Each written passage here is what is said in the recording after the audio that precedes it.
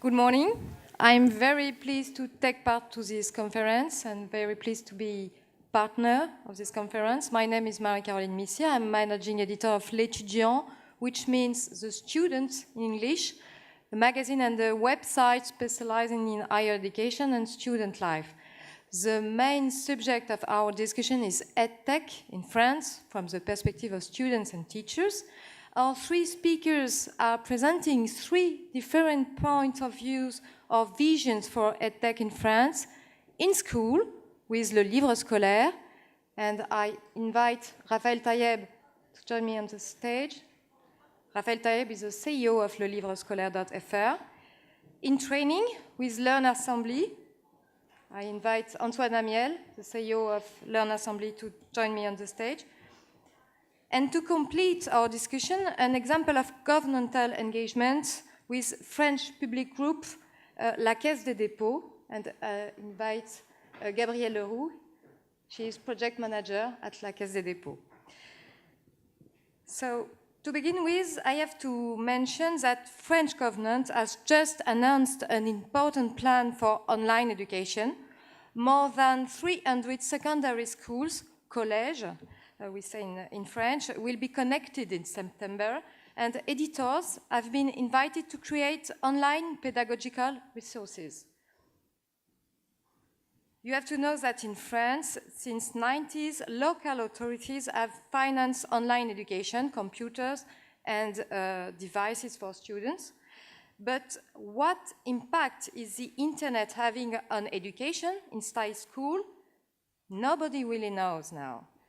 How are teachers using the internet and those devices in classroom? Nobody really knows that either. How can startups and EdTech companies, French EdTech companies, contribute to this pedagogical revolution? That's the question today. Online education is not only an addition of tools, but a service which can be reached anywhere and at any time by any student. Now, I will ask speakers to briefly introduce themselves and their company or organization. But my first question is for you, Raphaël Taïeb. Le Livrescolaire is specialized in online curriculum, that's right? Yes. Done by teachers and for teachers. And how is technology and the internet transforming the publishing industry in your mind? Thank you, Marie-Caroline, for inviting me today. Maybe a quick introduction to what we do. Le Livrescolaire, the translation of Livrescolaire.fr in English is thetextbook.com. So yes, we are a publisher of textbooks, and you're probably wondering what kind of innovation is this. We all know what a textbook is. We all know what a publisher, who publishers are. So let me explain what's the idea behind this brand. I founded the company in 2009 with Emily, a French history teacher. And the idea is the following. We decided to create our own content with a community of teachers, which today is about 2,000 teachers from all around France and even around the world. And we decided to publish this content under Creative Commons for free on the web. And of course, as a company, we do business. And we offer also extra features upon subscriptions for schools, teachers who want to use it. And we also print a paper version of the textbooks and sell it to the same schools. So that's the basic idea. In about 6 years, we took a nice 5% market share in France, and it's of course getting higher years after years. We are now a team of 35 people in Lyon, a small township in France. Very small. And that's it for the introduction. So regarding the publishing industry, I think that what I am about to say is not specific to the French market, but more regard more the publishing industry in general. We all know, of course, that publishing is moving very fast. This 500 years old industry is leaving the entrance of the digital, and digital is breaking entry barriers in this industry, and is changing the way of creating content and the way of just working as a team. So this industry is today at a crossroad of its history, and the most important change in what is happening in publishing is a change of mindset. I mean, technology has been for a long time considered as a support function, something not strategic in a publishing house, and this is changing already for a few years. Because technology is becoming as strategic as content creation in a publishing house.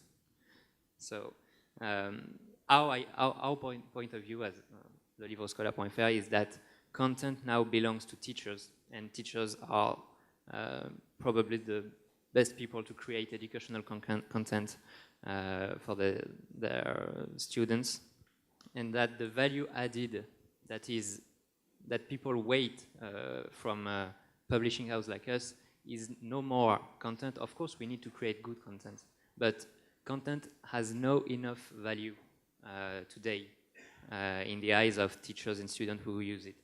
The publishers are waiting to create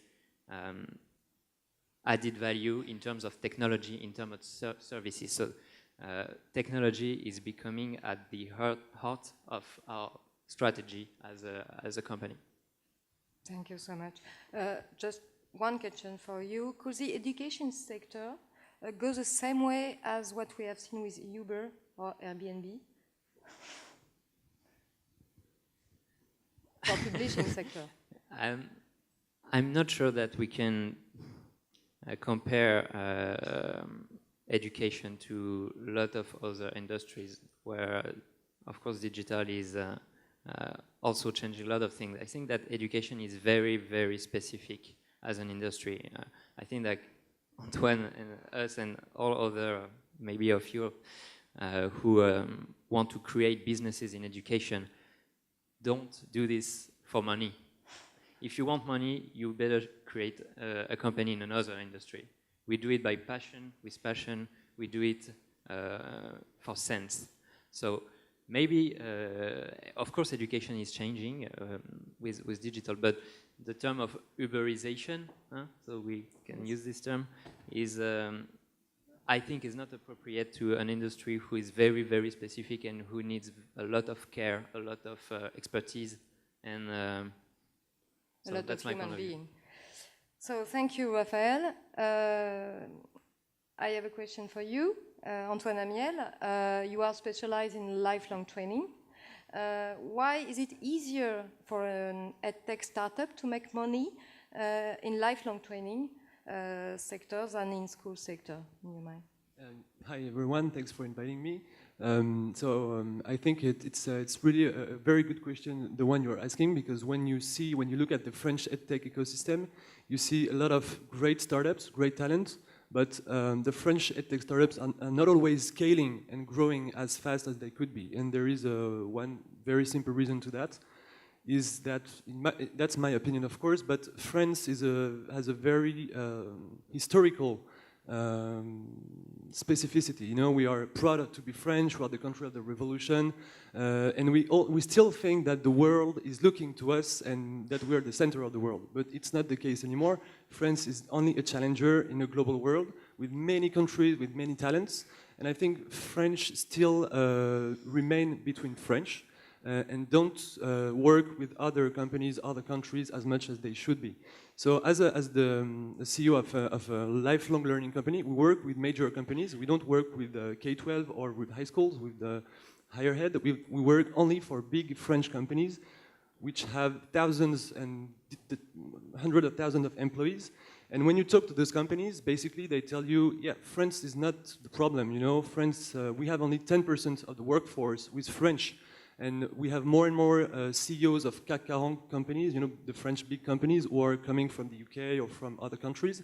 So the French big companies are getting more international, mixed, more global, and they don't want French solutions. They want global digital learning solutions.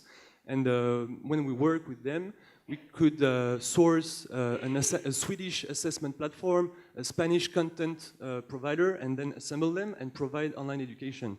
So I think the big problem we have is we should stop thinking French, and we should start thinking global and becoming more international. I don't think there are enough French entrepreneurs and French education representatives here at this conference, and I think it's a big issue. So that's the first point I wanted to underline.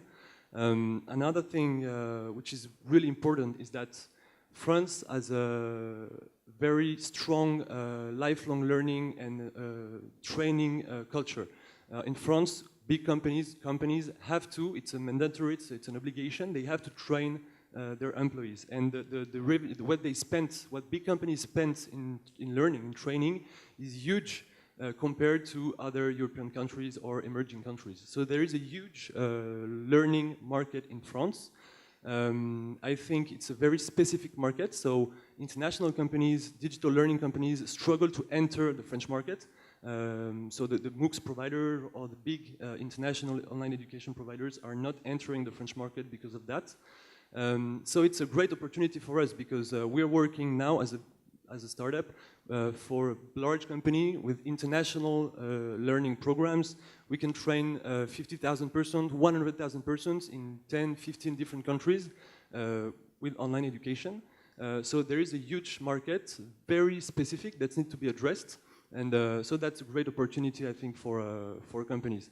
But in terms of market and growth, I would say that corporate training is it's a bigger opportunity as K-12 because in France the government and the state education is really strong and really important. And also because a lot of providers lack what Raphael just said, which is the sense of education, the expertise, they wanting to change people, educate people, change the way people learn. And I think both companies and students want better education experiences. They want things that are really different now. And if you just give them some random or basic education experience, they would reject it and look for their own solutions. So it's a real challenge, and I think we need to develop a real education expertise online. Thank you so much. And you talk about governance, state, and Gabriel Leroux. I'm very pleased to have you on the stage. What is the role of the French state in developing this sector, online education, now? Thank you, Marie-Caroline. Hi, everyone. So I'm actually here as a project manager at the Caisse des Dépôts, which is a public group. So it's not the Minister of Education. It's an independent public group. But this public group is working to support public policies at the national and at the local levels. And one of its key priority is to promote digital transformation, and especially the digital transformation of the education sector. So this public group was entrusted with management of a specific program called the IFRAN program. So it's a program that was funded as part of the Investment for the Future initiative in France, which is managed by the Prime Minister unit. And this program aims at testing innovative ways of teaching and learning with digital technologies in schools. And so what's next? Yeah, so this program was funded with 30 million euros, and as part of the Investment for the Future initiative, as I stated, and it is managed by the Caisse des Dépôts group now. It was launched in October 2015, and Marie-Caroline, if you want to move to the next one, thank you. Okay, so we have 30 million euros to to fund projects, innovative and ambitious projects that would be selected through a competitive process. And those projects, what makes it specific is that the idea is to bring together school leaders, school teachers, businesses, research teams, local authorities, so to bring together all stakeholders to think about how to best use digital technologies in schools and how to enhance teaching and raise attainment of students. And so I'm talking here about IFRAN because the idea is also to have a research program that is not just managed by, that is not just research center, but that bring together all these different partners, including teachers, including businesses, and to make it work for the best for students. And the idea then is to scaling up all these local projects that are being developed, and then to use evidence that will be produced through these IFRAN projects, to use this evidence to support, to foster the digital transformation of schools. So very quickly, let me just present you 3 projects that were selected in March. So the first one of selection happened in March. 9 projects were selected, and they were awarded about 1 million on average grant for each. So 3 of them are here. The first one is called Arabesque, and the idea is to compare handwriting and typing when students learn a second language. Here is the example of learning Arabic in middle schools. So when students learn the second language, what is best for them? Is it the idea is to experiment whether it's easier for them to learn Arabic with handwriting or to learn Arabic with typing. So this project associates research teams in education, in psychology, but also businesses and teachers, of course, school leaders, and also educational local authorities. And the idea is that, again, in each of these projects, all those partners come together, they design the project, then they implement it together, and finally they measure the impact with the idea at the end of disseminating findings disseminating findings in the area, but also at the national and national level. Another project is Lemon. So the idea of Lemon is to test 3 educational games to enhance literacy acquisition of kids that are age 6, and also to help them acquire mathematics skills at age 6 again. And the specificity of this project is that those educational games, were designed by researchers in psychology and neurosciences, and now they are going to be tested in the field, so in classrooms at large scale. So it's designed as in randomized control trials, and the idea is to test whether at this large level in the field these learning games can have an impact and foster attainment in math and in literacy. And finally, another project is Arène. So this project is about developing an online platform to foster critical thinking skills and debating skills of students. And the idea is that businesses would work with computer scientists and researchers in education to create this platform. And this platform would be improved all through the project with the idea of using users' feedback, so teachers' feedback, students' feedbacks, to improve this platform and help them to structure the debate and to develop student skills. And what is the role of EdTech startups in those projects or in the IFRAN program? So usually they are the one developing for instance, developing the games or developing the platform. So for instance, for Arène, you have 3 different businesses that are part of it and are developing this platform, the debating platform. Okay. Thank you so much, Gabrielle Leroux. If you have any question now, please go ahead. We have 5 minutes for questions with you. Yes, please. We have a micro. Hi. It's a question for Raphael. So just to make sure I understand, your selling point would be to teachers would be to say that they can participate in creating the content, and how do you compare it to big publishing houses that would come and send their textbooks or any e-learning products they're developing? Yeah, thank you for your question. In a traditional textbook, you have 5 to 10 teachers who collaborate to create the content. Sometimes 15, something like that, sometimes 2.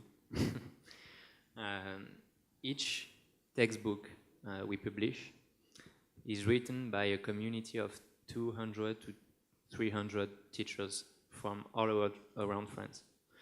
On each choice of pictures, of exercise, every single lesson that is written inside the book is debated by a community, by 10 to 20 teachers who collaborate all together on a digital platform to create this content.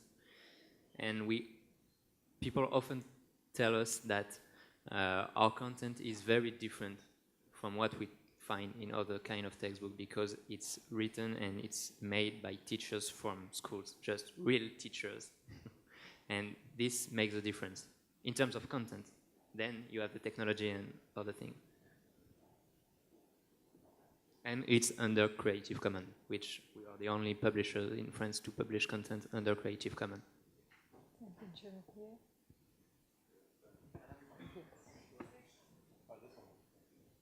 Thank you very much. I have also a question for Raphael.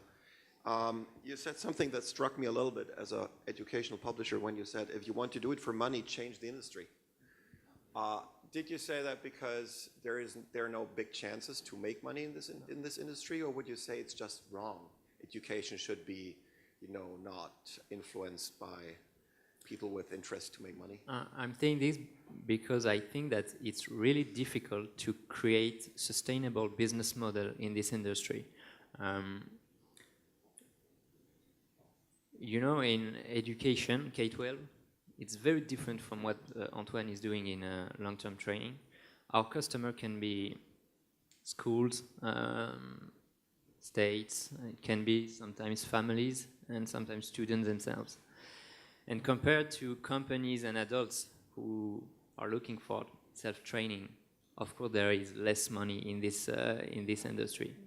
And the other thing is that to create confidence, to build a brand in education, because the question of confidence in the brand is very, very important in education. We know this because we are facing Hachette Group, one of the biggest publishers in the world. We are facing brands like Nathan, like Bordas in France, who are very strong brand because it just exists for hundreds of years. We saw that the question of the brand, the confidence, was really, really tricky for us, very strategic. And building confidence takes years and years. And a startup does not necessarily have the time to spend years and years to create that brand. So when you create a brand in e-commerce, in other social networks, it can go very, very fast. In education is a long-term industry. That's what I wanted to say. If I may add something to your question, just quickly. So as Raphael said, there is a big difference between K-12 and adult learning, because as I said, French companies spend a lot of money in online education and training. But there is a common issue, which is that historically in France, we don't have a real lifelong learning culture. Because we are a diploma-based culture, so we love our diplomas. In France, when you are 60, and when you go to a conference, people will introduce you saying, this guy who did Polytechnique, that was 45 years ago. Who cares? But still, he's introduced as the former student he was, because that's really strong in France. I have nothing against Polytechnique, I have to say. So the France doesn't have a lifelong learning culture, and when you regard the the amount of money spent by individuals or companies. You know, in the US, it's around 15-20%. I mean, individuals contribute to their learning, and they pay certificates for MOOCs or whatever. In France, it's not as developed. So we don't have. I think we still need to increase this knowledge of we have to learn all the time. We have a skill gap we need to address, and lifelong learning will be more important. I think it's changing now, but it's still the beginning. Last question. I want to ask you, Marie-Caroline, in the beginning you said that that there is no real data about Absolutely. the adoption of technology in the classroom environment. But I'm sure you have schools that have adopted technology in there. As an international startup company that wants to enter the French market, how do you approach those schools? Is that like a centralized way, or is it like here in the UK more one-to-one? How does it work? Yes, it's very complicated. It's very complicated. It's very centralized. The state in France is very, very stark, and the interest of IFRAN program is to give data to know if online education is better for children. It's better to learn. It's the first time in France we have such a program. As I said, I think that this industry is very, very specific, and it's not by chance if only French publishers sell textbooks to French schools. Major like Pearson, Mifflin Harcourt, and so on, does not sell textbooks in, K-12. K-12. And I think it tells many things about the difficulty of entering this market, this very specific market. And maybe just one word to complete my previous answer. So there is the issue of the business model, and there is also the issue of financing and funding. And I met a lot of VCs, PE investors who are very, very suspicious about education. It's quite easy. I mean, you can, if you have a good project, a good team, and a genuine passion for it, to raise money from business angel, because you always achieve to meet business angels who share your passion and your will to change the education with digital. But when you go one stage up and you try to convince VC fund or private equity, it turns much more difficult. So that's why my best advice I can give to somebody who wants to launch a business in education is immediately to think in terms of business model, in terms just help yourself. Help yourself and demonstrate that you can build something wise with a good business model, with a good team. Help yourself first, and then investor will probably help you.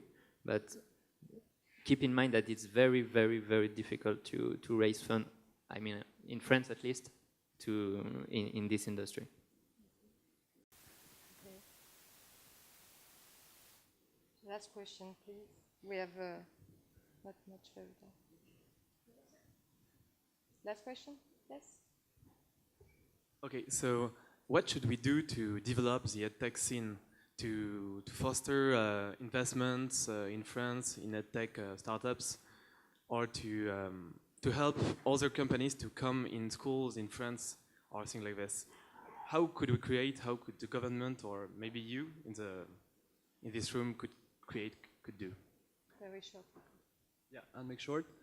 First, I think French entrepreneurs need to be more international and have a more international culture, which is not the case now. When I did the business school, and in my business school, the Indian and the Chinese and the foreigners were together, and the French were together in another classroom. So first, we need to have a more international culture and be mixed and share and build projects together, just like the UK does it, or in the US. I think companies also need to try to be more international, because financing and VC money in France is not really big, and the French market is not that big, so you need to think out of France, otherwise you are in a niche market and a very small market. So that's why we're working only for big companies, international companies, who buy us online programs for different countries. And I would say maybe giving more autonomy to universities, high schools, so they can try things, try new services, and without having to call the minister and asking for permission to spend 10,000 euros for a pilot or for a test of a software, for instance, or a company. Thank you so much for your participation, and thank you so much to be here.